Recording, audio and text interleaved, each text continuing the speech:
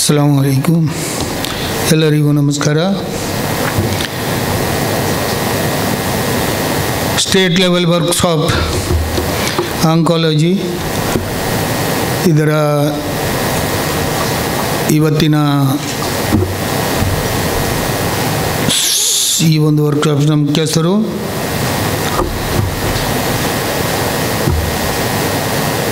Karl ಸಾಲ್ಡಾನಾ, ನಮ್ಮ ಜಿಲ್ಲೆಯವರೇ, ನಮ್ಮ ಸಿಟಿಯವರೇ, ಮತ್ತು ವೇದಿಕೆ ಮೇಲೆ ಇರತಕ್ಕಂಥ ಎಲ್ಲ ನಮ್ಮ ಹಿರಿಯ ವೈದ್ಯರುಗಳು, ಇಸ್ಮಾಯಿಲ್ ವೆಂಕಟರಾಯ ಪ್ರಭು, ಇತರ ಎಲ್ಲ ಡಾಕ್ಟರ್ಗಳಿಗೂ ಈ ದಿನದ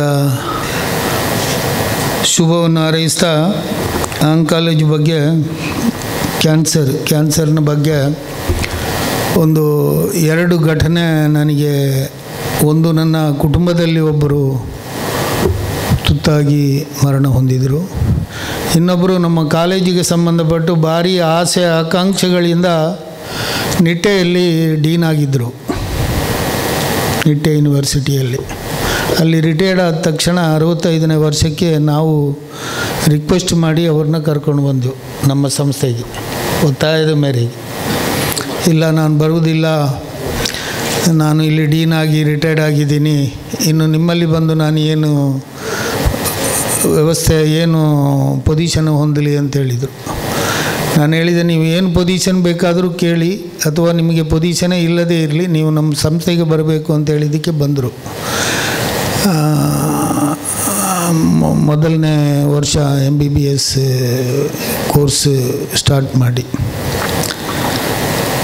ಅವರು ಯಾವ ಥರದ ಸೇವೆಯನ್ನು ಸಲ್ಲಿಸಿದರು ಅಂತ ಹೇಳಿದರೆ, ಅನಾಟಮಿ, ಇವತ್ತು ನೀವು ಕಾಣ್ತಾ ಇರುವ ಕಣಚೂರಿನ ಅನಾಟಮಿ ಮ್ಯೂಸಿಯಂ ಅವರು ಮಾಡಿದ್ದು. ಅವರ ಸ್ವಂತ ಕೈಯಲ್ಲಿ ಅವರೇ ಮೆಟೀರಿಯಲ್ನ ತರಿಸಿ ಕಟ್ ಮಾಡಿ ಆ ಒಂದು ಇದನ್ನು ಅವರೇ ಮಾಡಿದ್ದಾರೆ. ಅವರೇನು ಇಂಜಿನಿಯರ್ ಅಲ್ಲ, ಡಾಕ್ಟ್ರು.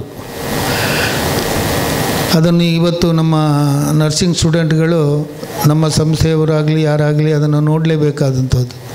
ಅವರು ನನಗೆ ಹೇಳಿದರು, ನಾನು ಇದೊಂದು ಮಾಡಬೇಕು ಅಂತ ಇದ್ದೀನಿ, ನಮ್ಮ ಜಿಲ್ಲೆಯಲ್ಲಿ ಎಲ್ಲೂ ಕೂಡ, ಮಣಿಪಾಲದಲ್ಲಿ ಕೂಡ ಅವರೇ ಮಾಡಿದ್ದು ಅಂತ ಏನೋ ಹೇಳ್ತಾ ಇದ್ರಪ್ಪ, ಮಾಡಿದ್ದ ಅಥವಾ ಅದನ್ನು ಇದು ಮಾಡಿದ್ದು ಏನೋ.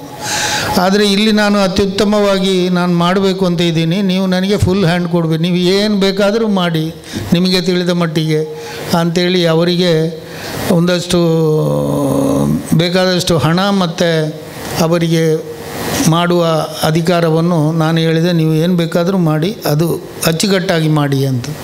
ಹಾಗೆ ಮಾಡಿದ್ದಾರೆ ಅವರು. ಕೊನೆಯದಾಗಿ ಏನೇ ಹೆಲ್ತ್ ಕೇರ್ ಅಥವಾ ಈ ನಿಮ್ಮ ಔಷಧಿ ತಿಂದು ಕುಡಿದು ಅವರನ್ನು ಉಳಿಸ್ಕೊಳ್ಳಿಕ್ಕೆ ಭಾರತದ ಅಥವಾ ಪ್ರಪಂಚದ ಯಾವುದೇ ಟೆಕ್ನಾಲಜಿ ಅಥವಾ ಯಾವುದೇ ಔಷಧಿಗೆ ಸಾಧ್ಯ ಆಗಲಿಲ್ಲ ಅವ್ರನ್ನ ಉಳಿಸೋದಕ್ಕೆ. ಅವರು ಮರಣ ಹೊಂದಿದರು. ಅದು ನನ್ನ ಮನಸ್ಸಿನಲ್ಲಿ ಯಾವತ್ತೂ ಕೂಡ ಈ ಕ್ಯಾನ್ಸರ್ನ ಬಗ್ಗೆ ಯಾರಾದರೂ ಮಾತಾಡುವಾಗ ಅವ್ರು ನೆನಪಾಗ್ತದೆ ನನಗೆ. ಇನ್ನೊಬ್ಬರು ನನ್ನ ಅಕ್ಕನ ಗಂಡ ಕ್ಯಾನ್ಸರಿಗೆ ತುತ್ತಾಗಿ ಎಲ್ಲಿವರೆಗೆ ಅಂತ ಹೇಳಿದರು, ಮಲಗಿದಲ್ಲಿ ಒಂದು ದಿವಸ ನಾನು ನೋಡ್ತೀನಿ, ಈ ಬಾಯಿ ಹಲ್ಲು ಹೀಗೆ ಬಿಟ್ಟರೆ ಬಾಯಲ್ಲಿ ತುಂಬ ಹುಳಗಳು ಇಷ್ಟಿಷ್ಟು ಉದ್ದ. ಅದನ್ನು ನೋಡಿ ನಾನೇ ಪ್ರಾರ್ಥನೆ ಮಾಡಿದ್ದೆ, ದೇವರೇ ಅವರ ಅಂತ್ಯವನ್ನು ಹಾಡಿಬಿಡಲಿ, ಇದನ್ನು ಯಾರಿಗೂ ಕಾಣುವುದು ಬೇಡ ಅಂತೇಳಿ. ಯಾಕೆ ಇದನ್ನು ನಿಮಗೆ ಹೇಳ್ತಾ ಇದ್ದೇನೆ ಅಂತ ಹೇಳಿದರೆ, ನೀವು ನರ್ಸ್ಗಳು ಅಥವಾ ನರ್ಸಿಂಗ್ ಪ್ರೊಫೆಷನ್ನಲ್ಲಿ ಮುಂದುವರಿಯುವವರು, ಯುವ ಪೀಳಿಗೆಗಳು, ನಿಮಗೆ ಇದರ ಬಗ್ಗೆ ಗೊತ್ತಿರಬೇಕು, ತಿಳ್ಕೊಳ್ಬೇಕು. ಅದಕ್ಕೆ ತಕ್ಕಂತೆ ನಿಮಗೆ 2 ಜನ ನಮ್ಮಲ್ಲಿ ಇರುವಂಥ ಇವರು ಡಾಕ್ಟರ್ ಗುರುಪ್ರಸಾದ್ ಅವರು ಮತ್ತು ಸಾಲ್ಡಾನಾ ಅವರು ನಿಮಗೆ ಅತ್ಯುತ್ತಮವಾಗಿ ಇದರ ಬಗ್ಗೆ ಇವತ್ತು ಹೇಳ್ಕೊಡ್ತಾರೆ. ಇದನ್ನು ಏರ್ಪಡಿಸಿದ್ದಕ್ಕೆ ನಮ್ಮ ಮೌಲಿ ಸಾಲ್ಡಾನಾ ನರ್ಸಿಂಗ್ ಸೂಪರ್ಡೆಂಟ್ ಅವರಿಗೂ ಧನ್ಯವಾದವನ್ನು ತಿಳಿಸಿ, ನೀವೆಲ್ಲ ಉತ್ತಮವಾಗಿ ಕಲಿತ್ಕೊಳ್ಳಿ. ಮುಂದಿನ ದಿನಗಳಲ್ಲಿ ಇದರ ಬಗ್ಗೆ ಕ್ಯಾನ್ಸರಿಗೆ ಯಾವತ್ತೂ ಕೂಡ ಅದನ್ನು ನೀವು ಮುಂದೂಡ್ಬೋದು, 1 ತಿಂಗಳು ಅಥವಾ 6 ತಿಂಗಳು ಅಥವಾ 1 ವರ್ಷ 2 ವರ್ಷ ಮುಂದೂಡ್ಬೋದೇ ವಿನ ಅದರಿಂದ ನಾನು ಬದುಕಿಸಲಿಕ್ಕೆ ನನ್ನ ಅಂದಾಜು ಈ ಇದರಲ್ಲಿ ಸಾಧ್ಯ ಇಲ್ಲ ಅಂತ ಕಾಣ್ತದೆ ಈ ಡಾಕ್ಟ್ರುಗಳ ಸಮೂಹಕ್ಕೆ. ಅದು ಏನೇ ಆಗಲಿ ಅವರು ಬದುಕುವ ಕಾಲದಷ್ಟು ಅವರಿಗೆ ಅತ್ಯುತ್ತಮವಾಗಿ ಅವರನ್ನು ಸಂತೈಸಿ ಅವರಿಗೆ ಸೇವೆ ಕೊಡುವ ಜವಾಬ್ದಾರಿ ಡಾಕ್ಟ್ರುಗಳು ಎಷ್ಟೇ ನಿಮಗೆ ಹೇಳಿದರೂ ಅದನ್ನು ಮಾಡುವವರು ನೀವು.